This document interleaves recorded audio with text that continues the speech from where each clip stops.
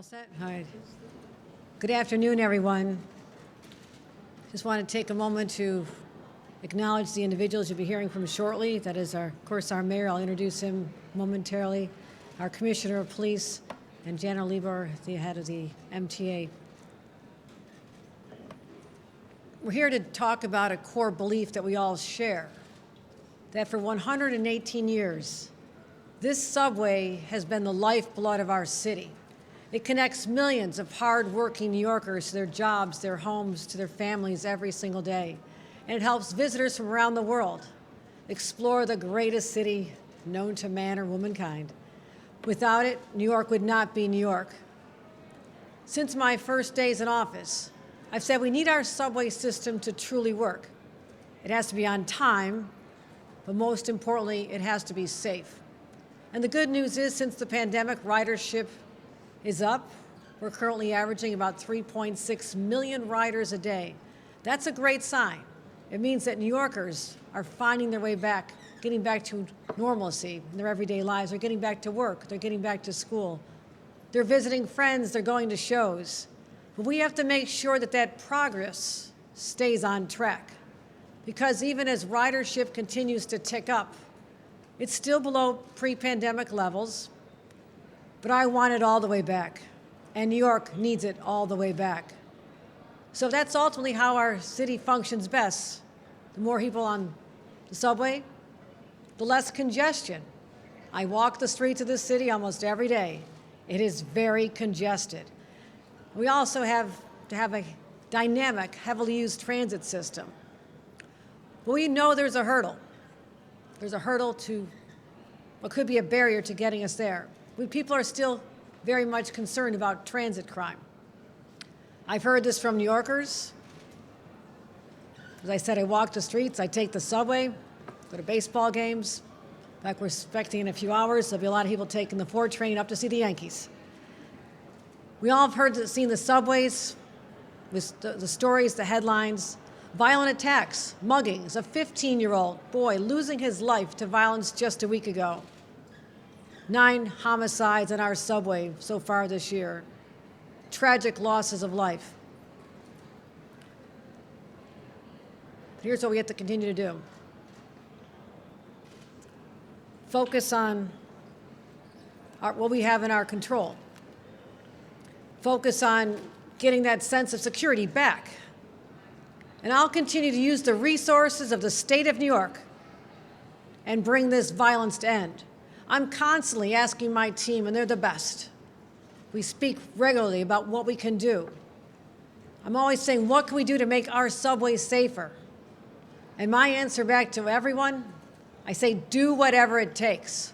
And that's why we're here today, to be joined by my partners, these leaders. We have a crime-fighting strategy. We've leaned into proven law enforcement strategies, investing in new technologies that'll make a difference. And we're providing New Yorkers the support and the help they need. Here's what we're calling it: cops, cameras, care. It's easy to remember, the 3 C's. Now, I want to be very clear here. This is not something we started thinking about recently. Something we've been laser focused on, the MTA, NYPD, since the beginning. The mayor and I have been working to find solutions literally since his first day in the job. I believe it was January 6th, when we went to the subways together and talked about a new era of cooperation between the state and the city to solve these common problems that we share. We also talked about how we're going to continue to overturn every single stone in search of an answer. Because my top priority as the governor of the state of New York is to keep New Yorkers safe. And that means on our streets, in their homes, and on our subways. What we're announcing here today is a beefing up of the police presence on the subway platforms and cars. Proud to announce that MTA Police, where I have oversight, they report to the MTA, which reports to me, will be working with the NYPD to strategically deploy more officers and allow them to increase their presence on the platforms and trains as well. It's a tactical approach. Where is the need the greatest? How do we bring in reinforcements? We are the reinforcements, and that's what we're announcing here today. So here's how it'll work. MTA Police will be taking primary responsibility for the first time for policing stations linked to our major commuter rail hubs: Penn Station, Grand Central, Atlantic Terminal, and Jamaica Station. What this will do is to allow the NYPD to increase their coverage across the subway system. I'm also proud to announce that we're going to help fund the deployment of more NYPD officers to perform these services. We're going to make a significant investment from the state's Public Emergency Fund to support the additional officers on subways throughout the days. And we'll continue to work with the city to find a dedicated revenue source going forward. Mayor Adams will speak more about this. But I first want to say this. To Commissioner Sewell, the brave men and women of the NYPD, I thank you for the incredible work you're doing and the challenges that law enforcement has to encounter every single day. So, supporting law enforcement, deploying more resources, bringing in reinforcements from us is an important first part of this strategy. So expanding law enforcement is just one side of it. But also, we want to have a more significant presence, visible presence. People want to see that there's an officer there when they need help. It's also an incredible deterrent. It's an incredible deterrent when you think about it. So the key takeaway is we'll do whatever we can, whatever is necessary to keep New Yorkers safe. But it's not just increasing the police presence from the numbers standpoint, it's also making sure they have the training they need to really help New Yorkers. Right now, the New York State Office of Mental Health gives training to New York State police and first responders in crisis intervention. But we have to make sure that all the first responders working in our subway system also have these critical skills. That's why today we're also announcing we're expanding our training to inform MTA Police, the NYPD, and EMS on how to transport and deal with individuals in need of psychiatric evaluation. This training will incorporate the best practice for engaging the street and subway homeless population, helping officers better understand the problems they're facing and how to deal with them, so they can de-escalate and ensure people get the help they need. So what else are we going to do to help keep New Yorkers safe on our subways? Second is cameras. Last month, we announced that we'll be installing cameras on every single subway car. That process is underway. Jano can fill you in more on that. But I'm glad to say, with the supply we have, and we're in search of getting more procurement, we've already installed over 200 cameras across the system. And finally, I mentioned the 3 C's: cops, cameras, and care. Back in January, we stood together at Fulton Station and talked about not just cracking down on subway crime, but also we shared our plan to address homelessness. Again, at the time, I think people were very surprised. I think the mayor had been on the job just a few days. I was a fairly new governor. And what they saw was this partnership. For a long time, there had been, I'll just say, wasn't a partnership. And we changed that dynamic so we could bring our resources together. So what we're talking about next is understand that too many New Yorkers experience homelessness in our stations and our trains each night. Back then, we announced the creation of our Safe Options Support System, SOS, critical intervention teams, to focus on engagement, outreach, and real genuine support that keeps people from cycling back into the system. We made a lot of progress. Our teams made contact with almost 2,700 individuals and have enrolled 410 in direct services to keep them from having to return. But we've seen over the last few months even more need to take care of these individuals, and here's the action we're taking. For the first time ever, we will now have a new initiative from the Office of Mental Health. We're launching the Transition to Home Initiative. This will add dedicated inpatient beds, 50 to start, to ensure that people get the help they need, not just to go to Bellevue and come back out the next hour. This is longer-term supportive assistance housing to get them in a system where they can be stabilized and not ever have to return here. And we'll be focusing on the most severely mentally ill individuals that we have identified here in the subways. We know who they are. We know who needs the most help. And I believe that not only will this provide help for them, it will also help alleviate the fear of many of our riders today. So we'll be focusing on announcing the details later. We also announced in our budget earlier this year $27.5 million for hospitals to receive the same Medicaid reimbursement for psychiatric beds as they do for medical beds. And let me tell you why this is important. Months and months ago, I said, what's happening? Why is there such a growing population of people with severe mental health challenges on our subways? And what I learned is that because there's a differential in how patient beds are reimbursed under the Medicaid program, a normal medical bed that requires just a basic training nurse and doctor gets reimbursed at one rate. Psychiatric beds got reduced at a lower rate. I said, let's make up that differential. That's what our money from the state went towards. So there's not an incentive to have fewer psychiatric beds. And we are told that that would bring on upwards of 1,000 new beds online. We also had to make sure that we have the staff. $9 million we allocated to make sure that we had more psychiatric staff to take care of you. So you can remove people, but you also have to make sure that they get the treatment they need so they don't come back. So we're making sure our hospitals know they have a place to discharge people to. It's not called the subway. It is called longer-term assistance. And also know that there's a lot of people who may not be ready even just to be discharged. They're going to need this help. So we don't want this recycling of people back into the system. We're also launching a short-term community residential step-down program for individuals being discharged. Monitor them, help them, stabilize them so as they transition back into the community and after receiving their support. This will build on the $12 million we have also for 500 additional supportive housing beds. We know this won't solve the problem overnight, but what you need to hear today is an intentional effort. We know who the most severely mentally ill are. We know how people feel and the anxiety they feel when they encounter people and they're not sure if they could cause harm to themselves or their family members. This is a strong source of anxiety. I know this. So we know this won't solve it overnight, but the effort is being undertaken. And I'm so grateful for the mayor and the NYPD for being such outstanding partners in this effort. They also have answered this call from the beginning. We are all stepping up our efforts to make sure that we can serve and protect. And I also want to thank the mental health providers and the SOS teams for ensuring that New Yorkers get the care they need.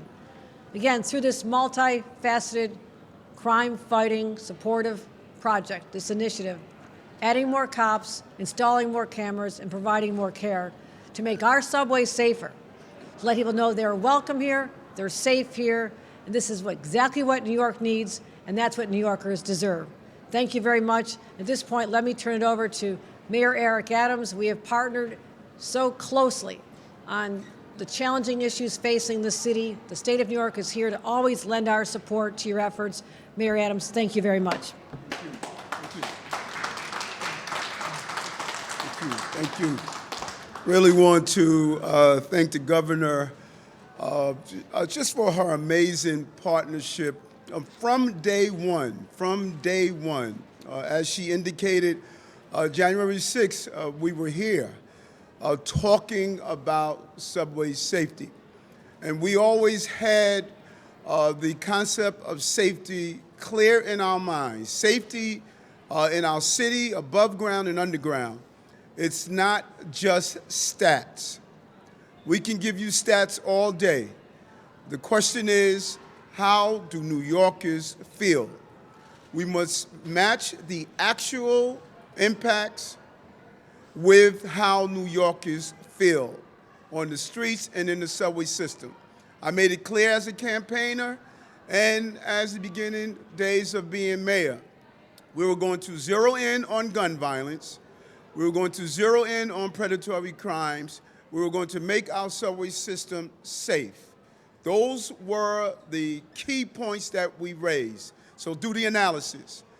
Gun violence and murders dropped by double digits in the last 10 months in office due to the work of the police commissioner and the men and women who are on our streets. 27-year high in arrests, close to 6,000 guns removed off our streets. Thousands of those who carry guns have been incarcerated. We have witnessed the deployment of our anti-gun team that did exactly what we stated it was going to do. We then, on January 6th, we turned our attention to our subway system. What was the results of what the governor and I partnered up in doing When I spoke with her, she says, Eric, what do we need to deal with the actual problems we were having in our subway system? You do the analysis. 2019, the last time we had a pre-COVID ridership, we witnessed over 2022 a 4% decrease in crime. 2019 comparison to 2022, 2018, a 5% decrease. In the last 10 years, we've seen almost a 17% decrease in crime based on the initiative. That was phase one of what we wanted to accomplish. We're now moving into the next phase of methodically dismantling the obstacles that are in the way of having a safe subway system below ground and safe streets above ground, of dealing with the stats of crime and the feeling of New Yorkers. We're not going to abandon that. We can tell New Yorkers all the time that we have decreased crimes in certain areas, but if New Yorkers don't feel safe, we are failing. And we're not going to take that out of our equation. And that's why the omnipresence of police officers and the removal of those who are dealing with mental health issues is crucial to our second phase of this important plan. New Yorkers must be able to ride the subway system with confidence that they are protected from crime, harassment, and threats. And this is what we're zeroing in on. And I heard it over and over again, and as the governor stated, she hears it, we both hear it, and we're immediately responding to it over and over again. That's why these increased resources from the state are going to focus on what we need the most. More uniformed officers on the trains and the platform, omnipresence. People have stated over and over again, they feel better and safer when that uniformed officer is there, and we're zeroing in on that focus. More inpatient treatment for people with severe mental illnesses. This is a real issue above ground and below ground. And more personnel dedicated to getting those who shouldn't be on the subway off the subway. You see them. Sometimes they're visibly present, no shoes, talking to themselves, loud, boisterous. The system cannot be to walk past them and ignore that they're there. That's why we zeroed in on this in the beginning of removing the encampment and other places where people were living on the system. The bottom line is that we need people to be safe and on the subway system and feel safe on the subway system. And we've made progress, as I indicated, and we're going to continue to do that. Major index crime in the subway system has dropped from 2019 comparison, 2017, 2018. That is clearly where the numbers are, but the feeling of the system must match those numbers. All of these efforts are the result of our first phase, and we will continue to move into the second phase of our subway plan, removing thousands of illegal encampments, transitioning people who are living on this system. Over 2,600 people that needed shelter are now in shelter, providing services to those who wanted to remain in our safe havens and some form of shelter system. But we've done more since the day that we stood here on January 6th. We've conducted over 756,000 safety inspections in our subway system. Uniform patrol historically has been disconnected. The individuals assigned to precinct personnel were historically disconnected from the subway system. We changed that dynamic. Now officers are parking their vehicles, precincts located in precinct boundaries. We're conducting inspections. The total number of the overall inspections is 752,000. 19,000 people were removed from the system who were violating transit rules, something that Jana talked about all the time, that people were allowed to violate transit rules and they were being ignored. We did not continue that after our operation announcement on January 6th. 75,000 summonses. Chief Wilcox and his team responded accordingly. No more standing back watching summonable offenses. Over 75,000 summonses were issued, over 5,500 people were arrested for violating and committing crimes on our subway system. And so I'm proud of what they have done after we made that announcement on January 6th. We're heading into a new phase of our plan. We're going to ratchet up our efforts to address serious crime and help those with severe mental health problems.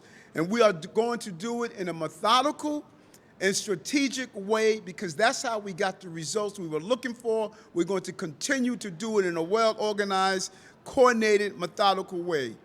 Of the nine homicides that we've had on the subway system, this is why we're zeroing in today on mental health.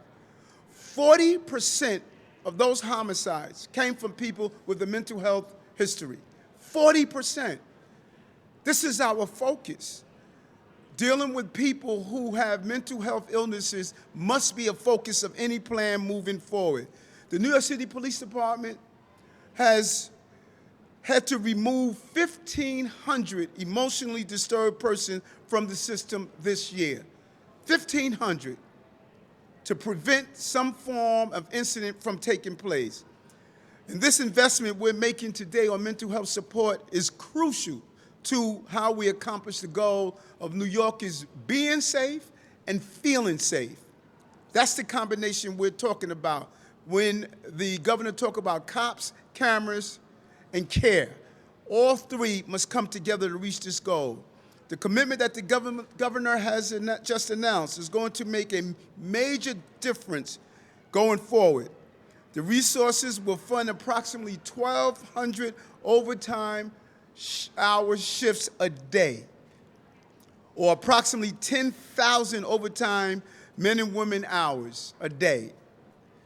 Think about that for a moment. That's the omnipresent we're talking about. This will dramatically increase police presence on our trains, deter crime and disorder. That uniform means a lot. When people see the officer walking through the trains, when people see the officers on the platform, this is going to allow us to compensate and have that visible omnipresent we're looking for. It will allow greater enforcement of subway rules.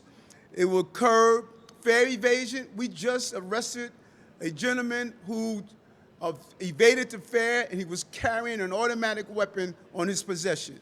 People who evade the fare, in many cases, they're coming into the system to commit a crime, and that is why we're zeroing in on fare evasion. This will also provide the extra personnel we need to engage with people who are clearly in need of mental health support.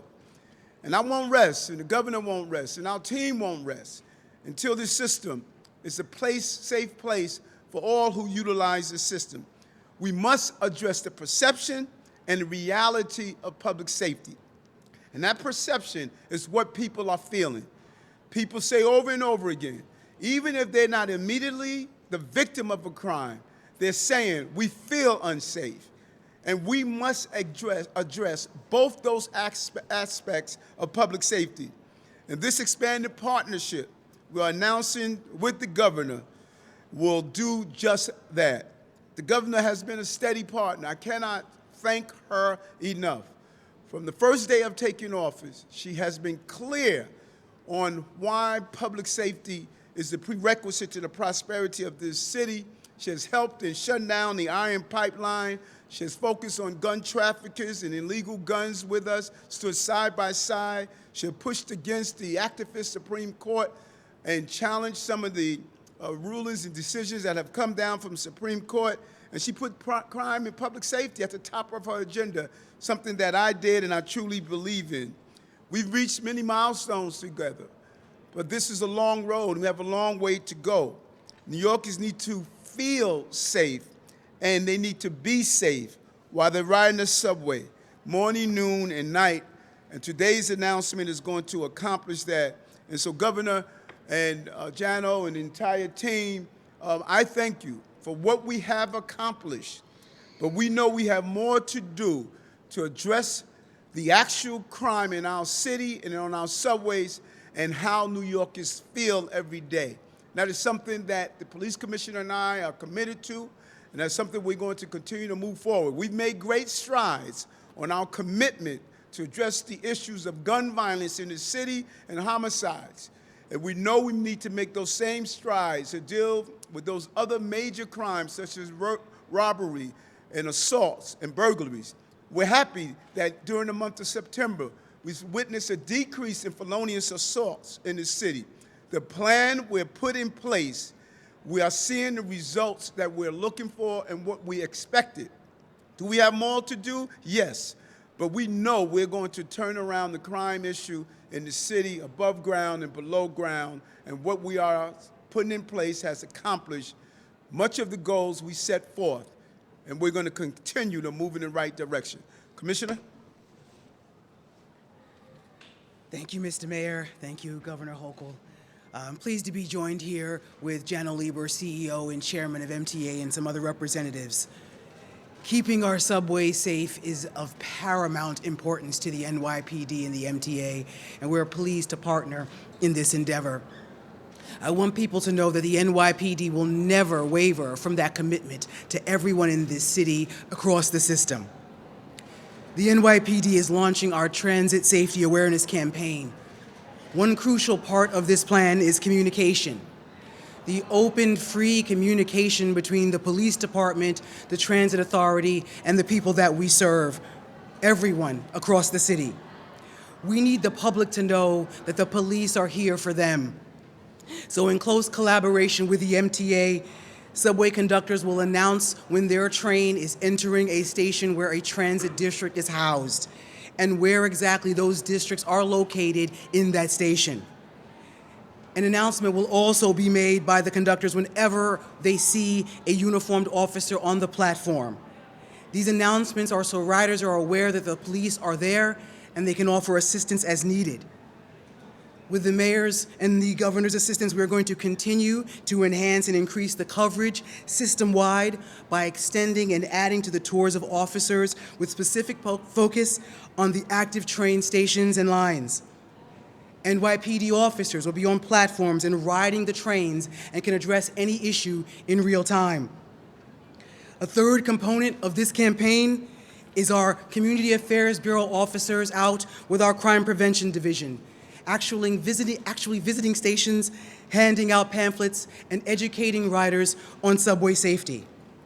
This is all on top of the thousands of train runs, platform sweeps, and station inspections done by our officers in the transit system every single day. This campaign adds additional levels to our visibility in the subway system, It is all part of our highly visible, intelligence-driven approach to subway safety. We take this very seriously. It plays a critical role, as the mayor said, of keeping the subway safe and making people feel safe too.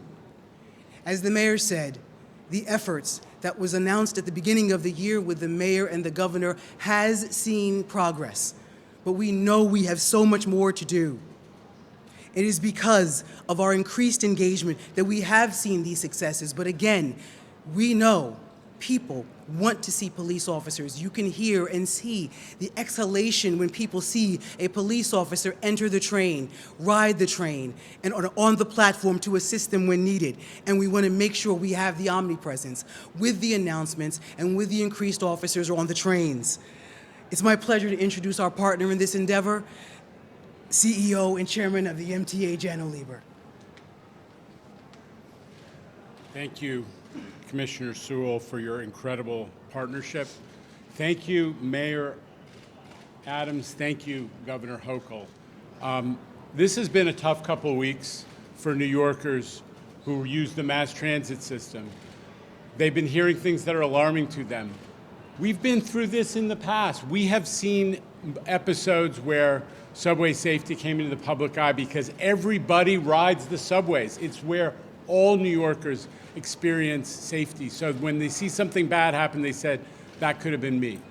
What we didn't have before was this partnership, leadership of Governor Hochul and Mayor Adams, the closeness between the state and the city to figure out solutions.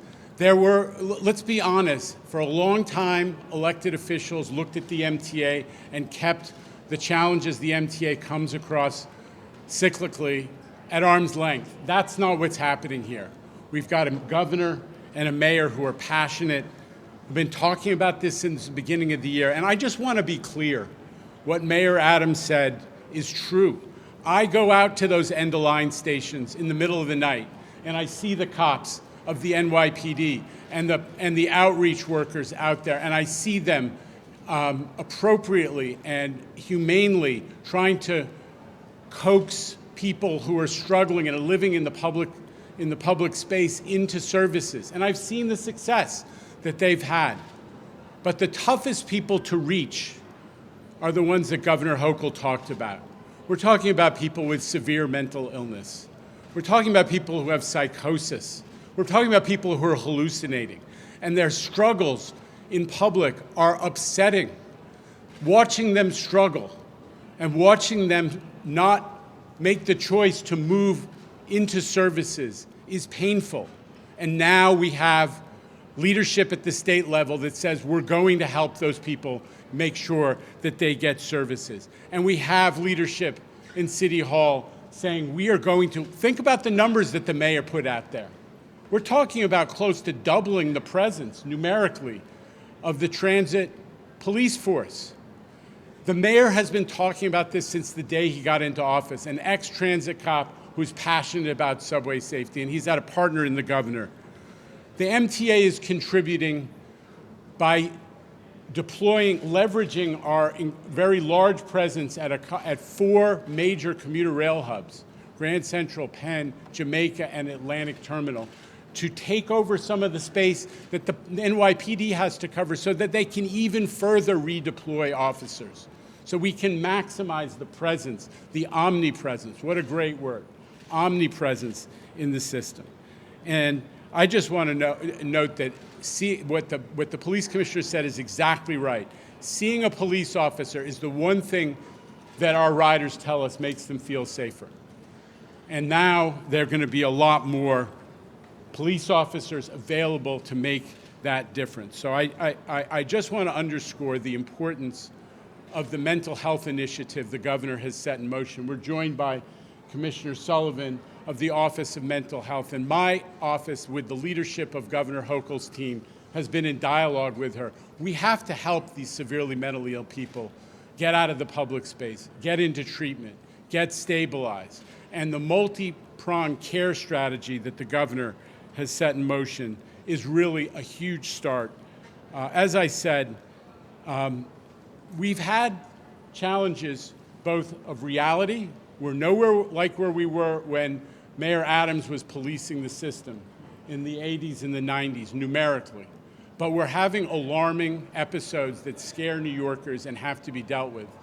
And we are responding today with the leadership of our governor and our mayor by attacking both the reality of safety in the subway system and the perception as well. I am so grateful for the partnership of the police department. I don't want to underemphasize it, to make sure that we are communicating every time so that our riders know that the cops are there. Do you know that every day I read about what the arrests are made, and a huge portion of them are something bad happened, but there was a cop on the platform and the rider was able to alert someone and there was intervention or an arrest. And the end-of-line operation, I don't want to be repetitive, but the end-of-line operation and the interventions at the fare gate for fare evasion, every day, literally every day, a fare evasion arrest or stop, they're usually tab summonses, not arrests, leads to a loaded gun being taken off the streets. This is working, but we have to do more, and today we're hearing from the mayor and the governor the leadership and the partnership that says we are doing more. Thank you both. With that, we'll be able to take any on-topic questions. Gloria, thank you. Hi. Okay. Governor, Mr. Mayor, just a question. All of you have said today that people tell you that they feel safer when they see a police officer on the train. But some of the recent fatal attacks that have taken place, the shooting of the 15-year-old and the man who was pushed into the tracks in Queens, happened at places where there were police officers. So this idea that it serves as a deterrent isn't. How do you answer that to people who say, well, this is happening even when police are at the station?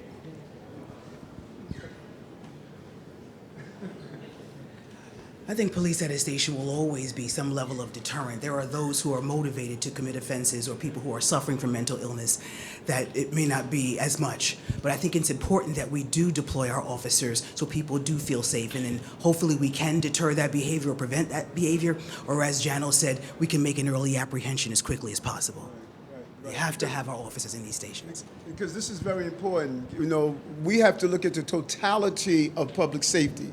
And what we have found in our analysis is that when that police officer makes that quick apprehension, he's preventing the repeated crimes. There's a small number of people who are repeated committing these crimes. You know, just the other day, Stillwell Avenue, a fare evasion, two in one day, one carrying a 22, another carrying a 45 automatic. And so it's about when you make those quick apprehensions, when you're on the system, that helps people realize there's a police officer there. They are feeling better about that uniform presence. That's the number one thing we hear. I see a cop, I feel better, I feel safer. And that cop making that quick apprehension prevents this person from repeatedly conducting that crime. And if sorry, go I ahead. just want to also add that the MTA is going to be ensuring that there are security guards at the turnstiles as well, so they can monitor situations, that if someone sees something, hears something, they have one more person they can speak to while they're in the station, but also to deter. I mean, you talk about the person apprehended, you know, fare evasion, but then they actually are apprehended and they have a weapon with them. So that's what we're talking about, is having different points where people see that presence, whether they first arrive on the platform, in the train, and not only do the commuters see this, but also the people who maybe intentionally wanting to do harm do. Now, that doesn't account for someone who has a mental health episode where it's uncontrolled behavior. That is why we're working so intently to get those people, and they've been identified. They just needed a place to go, and that's why we quickly amassed the resources, location, and staffing for the beds to give those people a place to go. And hold on one moment, because this is so important, what you raised, Gloria. Go back to January 6th. January 6th, we talked about what has historically been, we have ignored fare beaters in January 6th. We came in, this administration, the governor and I got together, we said we're not ignoring that anymore. We've been catching people evading the fare, carrying guns, going on our system, potentially committing crimes. We zeroed in on it and said we're no longer going to have a policy where we're going to ignore fare beaters. January 6th, we stated that we're going to remove the encampments off our system because people felt disorder based on all those encampments. We did that. You ride through the system right now, you don't see encampments at every other station. We zeroed in on those with mental health illnesses. People attacked us from doing it. And we said, no, this is not the right thing to do. Over 2,000 people that were sleeping on our system, we put them into other ways, safe havens, wraparound services. So the plan we rolled out January 6th, I believe, allowed us to ensure that we're beating the numbers from 2019, 18, 17, and 10 years ago, because we strategically did this. And now we're here today saying we're going to zero in on those 40% of our homicides. 40% were people with mental health illnesses. We're zeroing in on that. So this plan, methodically moving forward, is what we accomplished, even although in January 6th, when we did this, people were yelling, saying it's the wrong thing to do. We did the right thing, and that is why we saw the success that we did. The numbers. You said 1,200 overtime shifts. Is that 1,200 more police officers, or they're just being held over? And how many security guards, and are they armed security guards? I'll answer for the police officers. There's 1,200 overtime shifts, the equivalent of 1,200 overtime shifts. So we can do 8-hour shifts, so we can extend tours as well. So that's the equivalent of 1,200 overtime shifts. They're in addition to what we already have there. This is an additional overtime shifts, and not the security guards. The security guards will be in uniform, but not armed. And we did this in 1984, Jano, going back to when I was a transit police officer coming out the academy. Crime was high, not as high as it is now. Crime was high. I did what was called APs, 8 at night to 4 in the morning. Every night we had to do an additional 2 hours. We used that overtime to do the omnipresence that we're looking for. It was successful. It drove down crime, and that is what we're doing now. We're having officers out there during the times that we're seeing the highest level of crime, the highest level of ridership. We're doing a complete analysis of getting that omnipresence that's needed to re-put the faith and safety in our system. Just to, the state's involvement in this is to support the mayor with the overtime by helping defray the overtime costs through our public emergency safety fund in the short term. So, and then also look at dedicated sources going forward, because obviously this is not a budgetary expense that was accounted for. So that's the assistance that the state is providing. This is our communication together.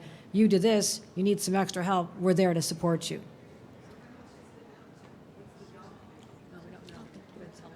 The number crunchers are going to have to get that for you. I'm bad at math. Good afternoon. Mayor Adams, can you tell us what was discussed at the crime summit, and specifically if bail reform was a topic that came up? If not, why not, considering the feelings of crime in New York City? First of all, we had a good, healthy cross-section interaction. Governor's office, lawmakers, public advocates, district attorneys, defense attorneys, judges. I was just extremely impressed in the room. And here's what we came away with. Everyone wants to point one word to dealing with the criminal justice issue we have: bail reform, bail reform, bail reform. No, it's more than that. There are many rivers that feed the sea of violence, and we discussed every river in the room, a part of them today, and tomorrow we're going to discuss more. Everything was part of our conversation. The problem of crime is not one incident. We want to keep thinking it is, but it's not. And that's what we put on the table today. What is the role of the police, the judges, lawmakers, prosecutors, defense attorney? How do we come together and deal with the criminal justice problem? Everything was discussed for today's session, and we're going to follow up tomorrow's session. Many people experiencing homelessness, experiencing mental health issues say that they actually feel safer on subways rather than in the shelter system. Is there anything that the city, the state can do to make people who are unhoused feel safe? First of all, no, they don't. That's what people like to say. That's a soundbite. People rather live on the street. They rather live there. If you are dealing with severe mental health issues, how do you make that determination? If you are schizophrenic, if you are bipolar, if you are walking the subway system with no shirt on in 20 degrees weather, no shoes on, yelling at yourself, how do you make that decision? I feel better about being in the subway system than being in a place where I could get wraparound services. I refuse to subscribe to those who continue to say people are better off living in a tent on the street, living in the subway system under a stairs, or waiting to create a crime for someone. That's not acceptable. And I don't buy that theory. I don't accept that theory. Our shelter system is a humane place where you give wraparound services and the care that you deserve. We can't be a city where we allow people who are in danger to themselves and others to walk our street. That is not going to happen in this administration. And what I'd offer is that we've identified the most severely mentally ill individuals through our SOS teams. We put people out there to see who they are, who literally cannot take care of themselves, but because there has not been a place to take them, have had to remain there. That's what we're announcing here today. In addition to the homeless shelters, that there now will be facilities stood up, which have not been there before, supporting the private sector, but now the state is taking the responsibility to provide true services. I'm not talking about overnight. I'm talking about longer-term care where they're not discharged until they really can function on their own or on a program of therapy, doctors, medication. So, and I would say the people I talk to who are on the subways every day, they know who they are too. They're the most frightening because they don't know if they're going to have an episode that could result in harm to them or their children. That's where the fear originates. And that's what we're focused on in this continuum of how to tackle this very complicated situation.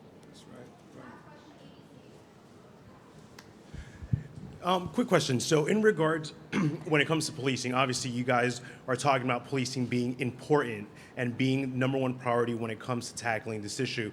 What would you guys say in regards to residents that believe that some police officers are doing their job, and then we've seen other police officers on the subway tracks, on the subway station, congregating? You know, they're on their phones. They're not paying attention. You know, we've seen throughout different subway stations where police officers are all together, all around, talking amongst themselves, not paying attention to what's going on.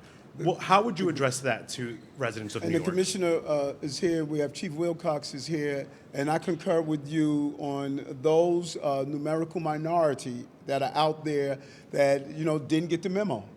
And we are clear on reinforcing our expectations. Now, that's not to say that every time we see an officer on his phone, because now technology is on their phone, their memo books, and other aspects of doing the job. But not being aware, situational awareness, congregating together, having 4 or 5 officers standing at the token booth, or 4 or 5 officers congregating together, that is not patrol.